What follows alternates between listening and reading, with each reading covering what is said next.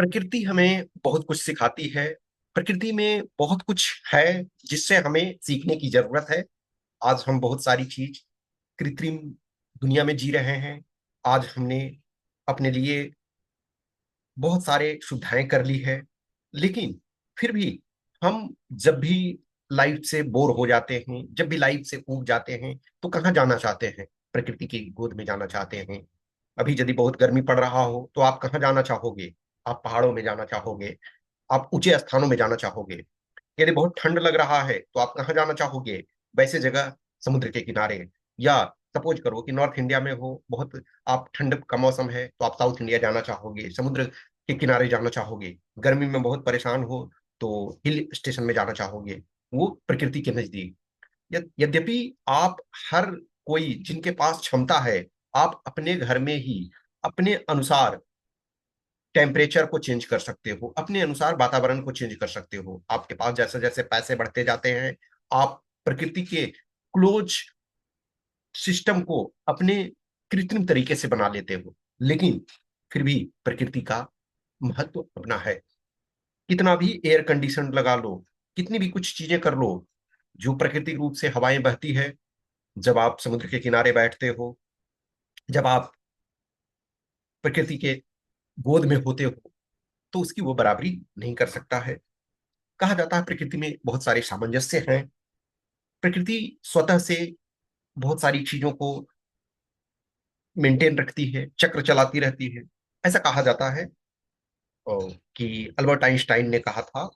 ठीक है, अब ऑब्वियसली एग्जैक्ट वो कहाँ कहे थे और ये तो मुझे पता नहीं है, लेकिन जो बहुत बार मैंने इस चीज को पढ़ा है, लेकिन इंडिपेंडेंटली मैंने उनकी राइटिंग में प्रॉपर अभी तक नहीं पढ़ पाया हूँ इंडिपेंडेंटली, तो बट स्टिल उन्होंने कहा कि यदि मधुमक्खियां पृथ्वी पर से समाप्त हो जाएं तो मनुष्य के पास केवल 4 साल होंगे। यानी कि मधुमक्खियां जो है वो परागण करने में मदद करती है।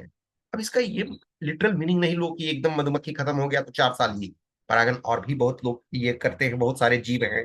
भौरे करते हैं, बाष्प करते हैं, जिसको बरैया, बिड़नी, व्हाट्सोएवर आप कहते हो, तो वो करते हैं। बहुत सारे सुविधाएं हैं प्रकृति में, लेकिन एक उनका स्टेटमेंट ऐसा बोला जाता है जो प्रकृति में हमें देखते हैं कि हर जीवों के महत्व को बताया जाता है। और प्रकृति खुद से देखोगे कि उदाहरण देती है। जैसे अभी आपने हाल में देखा होगा कि भारत चीता रिलोकेशन प्रोजेक्ट चला रहा है सूनो पालपुर जो में, मध्य प्रदेश में। क्यों? चीता लुप्त हो गए थे इंडिया से। ऐसा नहीं है कि चीता ना हो तो हमारा जीवन नहीं चलेगा, लेकिन प्रकृति में जितना भी विविधता हो उतना अच्छा होता है। आप रूसो के बारे में पढ़े होंगे बहुत सारे चीजों को। जो रूसो कहते हैं कि a man is born free but everywhere he is in chain. Rousseau प्रकृति पे बहुत ज्यादा महत्व देते हैं।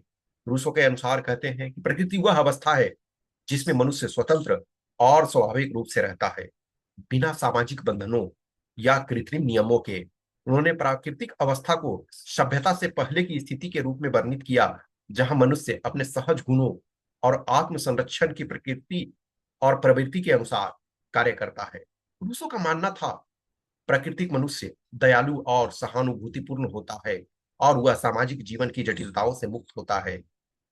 रूसो कहते हैं कि आदमी प्राकृतिक अवस्था में जब रहता है तो एक ऐसी स्थिति में होता है जहां वह स्वाभाविक रूप से रहता है, बिना किसी सामाजिक नियम या सरकार के दखलंदाजी के। इस अवस्था में मनुष्य अपने सहज गुणों के अनुसार काम करता है। देखो, जब प्राकृतिक अवस्था में मनुष्य रहता था तो संग्रह करने की प्रवृत्ति, लंबे समय तक जमा करने की प्रवृत्ति नहीं थी।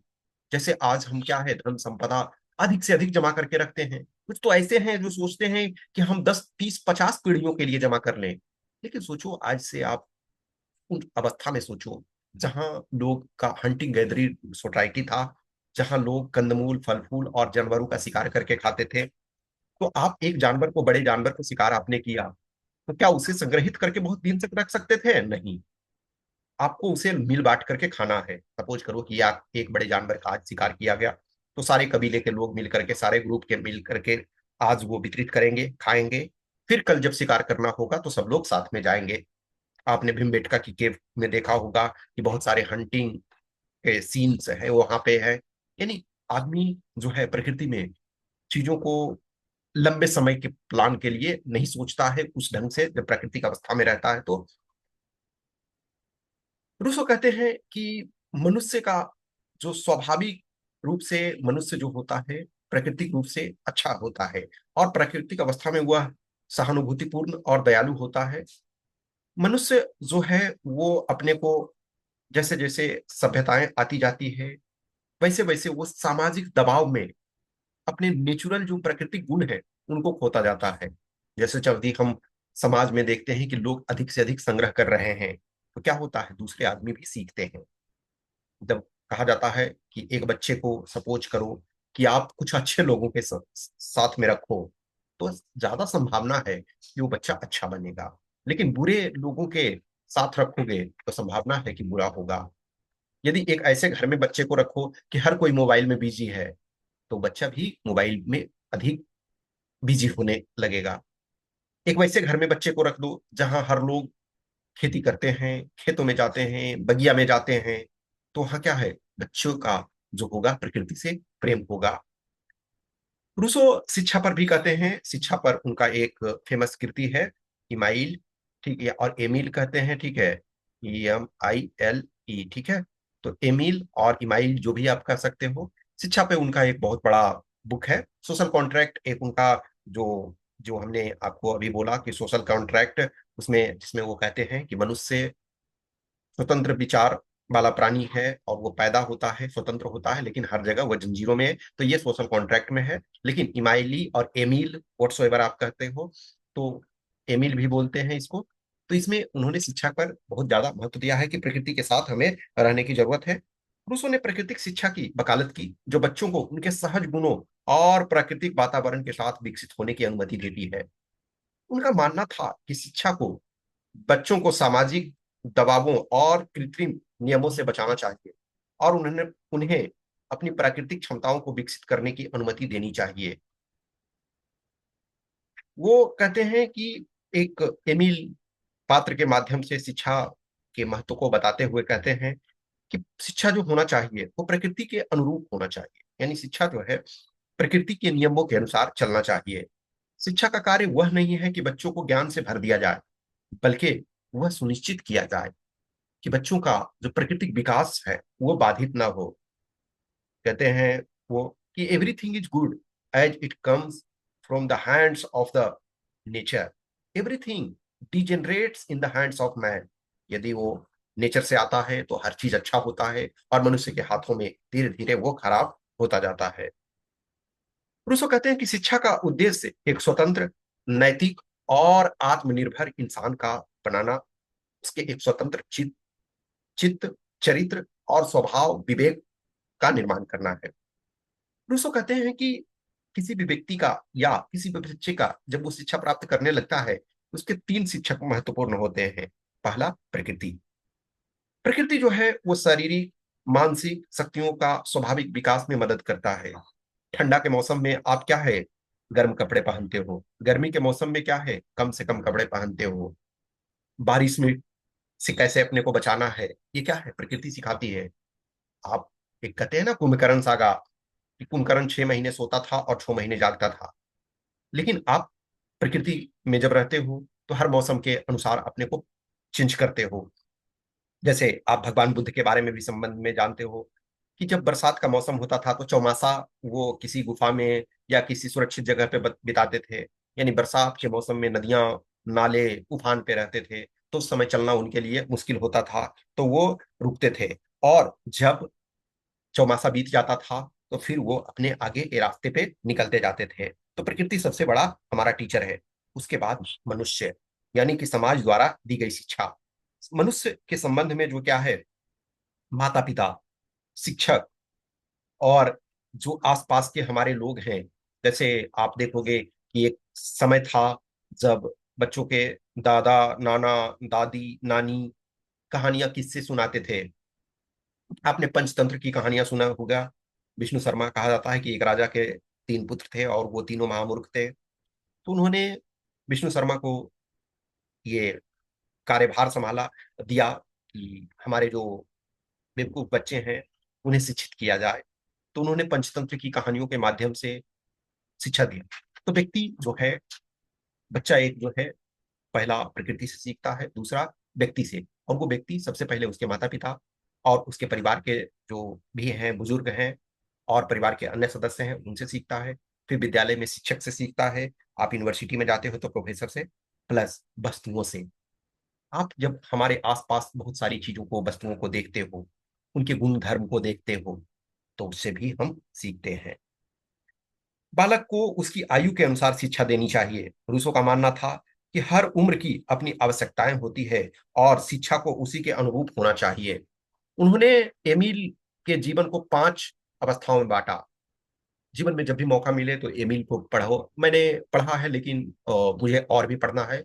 एक इंटरेस्टिंग बात बताता हूँ, जो कि मैंने ये बर्ट्रैंड रसल की बुक में पढ़ा, हिस्ट्री ऑफ वेस्टर्न फिलोसफी। उसमें कहते हैं कि जो इमैनुअल कांट है, तो कांट हमेशा अपने टाइम के पंक्चुअल होते थे। कहा जाता है कि कांट जो है कोनिन्सबर्ग में, जर्मनी में रहते थे, तो वो कहीं अपने जगह से हिलते नहीं थे। वो यूनिवर्सिटी जाना, अपने घर आना, पढ़ाना, किताबें लिखना, बस यही चीजें करते थे। उनका टाइम इतना पंक्चुअल होता था कि वो सेकंड सेकंड का हिस्सा आप रखते थे। तो एक बार ऐसा बोला जाता है कि जो रसल बोलते हैं अपनी बुक में, कि ऐसा माना जाता है कि एक ही बार उनका, इमैनुअल कांट का टाइम डिस्टर्ब हुआ, उनका क्लॉक, जो नेचुरल क्लॉक था, डिस्टर्ब हुआ जब वो एमिल पढ़ने लगे। कहा उन्होंने, कांट ने, कि एमिल इतनी अच्छी है कि मुझे एक बार पढ़ करके काम नहीं चला। एक बार तो मैं उसकी ब्यूटी को समझने लगा। एक बार मैंने उसके कंटेंट को समझा और दूसरी बार उसकी ब्यूटी को समझा। अब तो लगेगा कि किताब की ब्यूटी, ये आप जब चीजों को पढ़ने लगते हो, समझने लगते हो, तो पता चलता है। तो ये एमिल वो बुक है जिसके लिए इमैनुअल कांट कहा जाता है कि उन्होंने अपना टाइम टेबल उनका डिस्टर्ब हो गया उससे। ठीक है। तो वो कहते हैं रूसो की जो जीवन, यानी कि एक बच्चा एमिल जो है, उसको 5 अवस्थाओं में बांटते हैं। पहला है जो बाल्य अवस्था, यानी कि जो 5 वर्ष तक एक तरह से, यानी कि उसमें इंद्रियों का विकास होता है। इसमें कोई औपचारिक शिक्षा नहीं। देखो अभी भी यदि फॉर्मल एजुकेशन हम देखा जाए तो 6 वर्ष से हम स्टार्ट एक तरह से करते थे, कि 6 साल से बच्चा पढ़ना स्टार्ट करे। बाकी उसके पहले अभी भी जो देखो, फॉर्मल स्कूलिंग 6 साल से करने का प्रावधान चलता है। उसके पहले जो है बच्चा आंगनबाड़ी में बैठे, वहां जाए, खेले कूदे। तो नॉर्मली 5 साल उन्होंने माना। तो 5 साल तक बस इंद्रियों का विकास, एक तरह से उनका अपने वो शरीर को समझ पाए, अपने प्रकृति को समझ पाए, थोड़े थोड़े उसको खेल खेल में कुछ चीजें बताया जाए। तो उसमें कोई औपचारिक शिक्षा देने की जरूरत नहीं है। फिर जब एक तरह से 5 से 12 साल की अवस्था होती है, तो वो उसको जो अपने इंद्रिय अनुभव से सीखता है और प्लस प्रकृति से उसे जुड़ाव रखना चाहिए। फिर 12 से 15 वर्ष की अवस्था होती है, तो उसे तर्क शक्ति का विकास होना चाहिए और स्वतंत्र रूप से अध्ययन करने की क्षमता उसमें विकसित होनी चाहिए, चाहे वो प्रकृति से, चाहे वो किताबों से, चाहे और भी चीजों से। ठीक है। उसके बाद फिर 15 से 20 साल का जो अवस्था होता है, उसमें नैतिक शिक्षा मिलना चाहिए, भावना और आदर्श का विकास होना चाहिए। और उसके बाद जो प्रौढ़ावस्था होता है, यानी 20 प्लस साल जब होता है, तो सामाजिक जीवन में उसका प्रवेश होना चाहिए और वैवाहिक जीवन में। देखो हमारे जो पहले पुराने समय के ये थे कि वर्णाश्रम व्यवस्था, जिसका भी हमने पिछले वीडियो में आपको बताया था, कि 25 साल तक, 0 से 25 साल तक एक तरह से ब्रह्मचर्य का पालन करेगा। उसके बाद जो है ब्रह्मचर्य से बाद जो है दाम्पत्य जीवन को वो जिएगा, गृहस्थ आश्रम में प्रवेश करेगा, उसके बाद वानप्रस्थ आश्रम में, और उसके बाद संन्यास होगा। तो अवस्था ये होना चाहिए।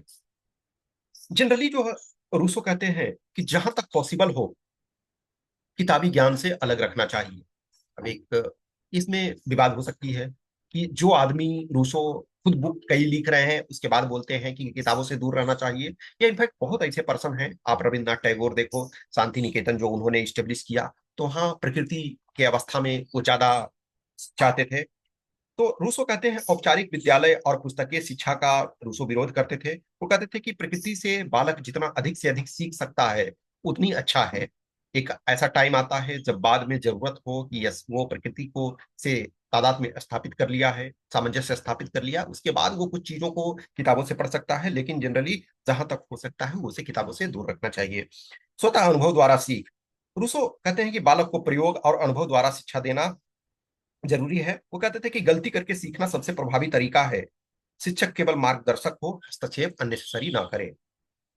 किताबें, देखो यदि अच्छे शिक्षक मिलते हैं, अच्छे टीचर मिल रहे हैं, अच्छे गाइड मिल रहे हैं।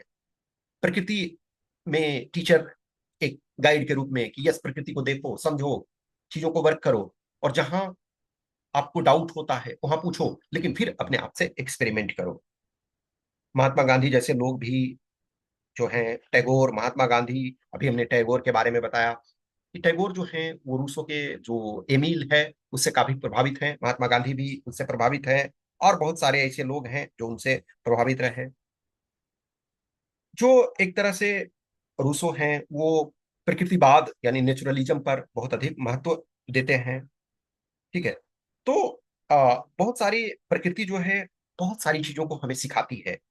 प्रकृति जो है हमें हर पल हर क्षण कुछ ना कुछ शिक्षा देती रहती है। प्रकृति हमें सामंजस्य और सहयोग करना सिखाती है।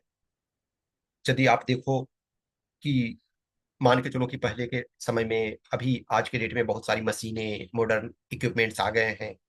आप पहले के टाइम में देखो या अभी भी कुछ गांवों में यदि अचानक बाढ़ आ गया तो क्या होता है, हर लोग सहयोग करते हैं, हर लोग कोऑपरेट करते हैं कि उसको नियंत्रित किया जाए। कहीं बांध टूट गया, सब लोग कोऑपरेशन ये करते हैं। प्रकृति में बहुत सारी चीजें होती है जो कोऑपरेशन करना सिखाती है।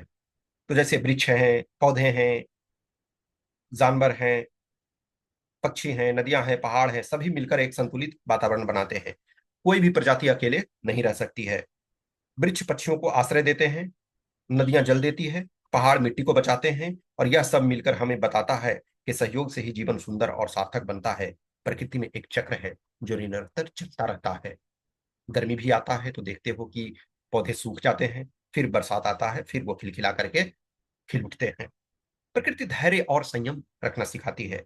प्रकृति हमें धैर्य और संयम सिखाती है। बीज से पौधा बनने में समय लगता है। फूल खिलने का मौसम का इंतजार करना पड़ता है। अब हर फूल हर मौसम में नहीं खिलेगा, उसमें वक्त लगता है, फल को पकने में समय लगता है। अभी आम का सीजन है, आप देखते हो एक कार्बाइड में पका करके आम खाओ और एक नेचुरल जो प्रकृति में आम, अब सबके लिए तो ये संभव नहीं होता है कि आप पेड़ से गिरे हुए आम, लेकिन कुछ लोगों को मौका मिलता है, मुझे मौका मिला, मिलता रहता है। तो वो उसका, तो उसमें टाइम लगता है, समय लगता है। प्रकृति हमें सिखाती है कि सफलता के लिए धैर्य रखना चाहिए। प्रकृति में एक बीज पड़ा है तो वह उचित समय तक सुसुप्त अवस्था में रहेगा। उचित वातावरण, नमी, दाब, ताप, मौसम के मिलने पर फिर से वह जाग उठता है और फिर से एक पेड़ पौधा वो बन जाता है। परिवर्तन स्वीकार करना प्रकृति हमें सिखाती है। प्रकृति में हर क्षण हर पल परिवर्तित परिवर्तन होता रहता है। सुबह दोपहर में बदलती है। सुबह का सूरज जो हमें बहुत आकर्षित करता है, दोपहर में वही असाध्य और असह्य हो जाता है। शाम में फिर जब ठंडी हवा बहती है, वही सूरज का डूबना फिर हमें आनंद देता है। रात्रि में जब चांदनी रात में जब हम खुले छत में, खुले आसमान में होते हैं, तो वह दृश्य बड़ा ही मनोरम होता है। ऋतुएं बदलती रहती है, पेड़ में नए पत्ते आते हैं, पुराने पत्ते गिरते हैं। यानी कि यह सिखाता है कि प्रकृति जो है निरंतर परिवर्तित हो रहा है और हमें अपने भी जीवन में परिवर्तन स्वीकार करना चाहिए। प्रकृति हमें सरलता और सादगी सिखाती है। हमें फूल, पेड़, नदियां, पहाड़, सब कुछ सादा सहज जीवन जीना सिखाते हैं। वो बहुत कुछ डिमांड नहीं करते हैं, बस अपना काम करते रहते हैं। प्रकृति हमें सिखाती है जीवन को सरल रखो, सादगी से जियो। नदी पहाड़ों से निकलती है और धीरे धीरे अपने साथ पानी और अन्य पदार्थों को साथ लिए आगे बढ़ते जाती है। जब पहाड़ों में होती है तो बड़े तीव्र वेग से बहती है, बहुत आवाज करती है, अपने साथ बड़े बड़े चट्टानों को बहा करके ले जाती है। लेकिन वही नदी जब समतल मैदानी भाग में पहुंचती है तो शांत हो जाती है, धीरे धीरे बढ़ती है, और अंततः या तो दूसरी नदी में वो मिल जाती है, या फिर जो है वो सागर में मिल जाती है, और यह जो है चक्र निरंतर चलता रहता है। प्रकृति हमें अनुकूलन की क्षमता सिखाती है। जानवर, पक्षी, पौधे सभी आसपास के वातावरण के अनुसार खुद को ढाल लेते हैं। प्रकृति हमें सिखाती है कि जीवन में आने वाली हर चुनौती का सामना करने के लिए अनुकूलन करना जरूरी है। अब देखोगे कि जो प्राणी ठंडे अवस्था में रहते हैं, ठंडे मौसम में रहते हैं, वहां देखोगे उनके शरीर पे बहुत अधिक बाल रहते हैं। लेकिन गर्म अवस्था में पाए जाने वाले जीवों के शरीर में उतने बाल नहीं पाए जाते हैं। तो ये क्या है, प्रकृति के अनुसार जो है, प्रकृति जो है वो अपना सिखाती है, ठीक है। प्रकृति हमें दान और त्याग करने की भावना देती है। वृक्ष में यदि फल आते हैं, फूल आते हैं, तो यदि वो एक समय के बाद फल को वो गिराएगी, वो सिर्फ संग्रह नहीं करते रहेगी, वो सिर्फ चीजों को अपना जमा नहीं करती है। वो जब भी उचित मौसम आता है तो वो देख सकती है, देती है। वो उसको अपने लिए बचा करके नहीं रख सकती है। आशा और विश्वास प्रकृति हमें सिखाती है। जब गर्मी का मौसम आता है, बहुत तेज धूप होता है, तो प्रकृति हमें आशा देती है कि बारिश आएगा तो अच्छे मौसम आ जाएंगे। जहां चीजें सूख जाती है, जहां पूरे रेगिस्तान बन जाता है, वहां बारिश की बूंदें बहुत सुकून देती है। जब अंधेरी रात होती है तो हमें ये विश्वास होता है, हमें विश्वास होता है कि यस, सूरज निकलेगा, अंधेरा छटेगा। मुश्किल समय यदि आता है तो प्रकृति हमें यह भरोसा दिलाती है कि यह मुश्किल समय भी बीतेगा। प्रकृति स्वच्छता और संरक्षण करना सिखाती है। आप देखो, यदि प्राकृतिक अवस्था में जब गंदगी आती है तो प्रकृति क्या है, उसे बारिश आता है, सारी चीजों को साफ कर देती है। पेड़ जो है शुद्ध हवा देती है, नदियां अपना जल शुद्ध करती है। प्रकृति हमें स्वच्छता और संरक्षण सिखाती है कि यह हमारी जिम्मेदारी होनी चाहिए। प्रकृति हमें मेहनत और लगन भी सिखाती है। आप देखो मधुमक्खी को, कितने फूलों से छोटे छोटे कण के रूप में वो शहद इकट्ठा करते हैं। चींटी दिन रात मेहनत करते रहती है, पक्षी घोंसला बनाते हैं। उसके बाद जानवर जो हैं वो निरंतर अपने भोजन की तलाश में रहते हैं। प्रकृति हमें सौंदर्य और सृजन की क्षमता भी देती है।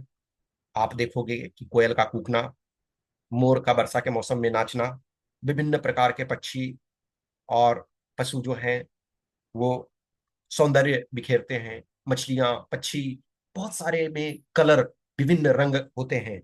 वो क्या है, सौंदर्य और सृजन का महत्व बताता है। प्रकृति हमारे सबसे बड़ी गुरु है। यह हमें बिना किसी शब्द के अपने उदाहरण से जीवन के गहरे सबक सिखाती है। आज के समय में जब मनुष्य अपनी सुख सुविधाओं के लिए प्रकृति का दोहन कर रहा है, तब भी प्रकृति हमें माफ कर देती है और अपने आंचल में समेट लेती है। प्रकृति में हर जीव अपना निश्चित स्थान रखता है।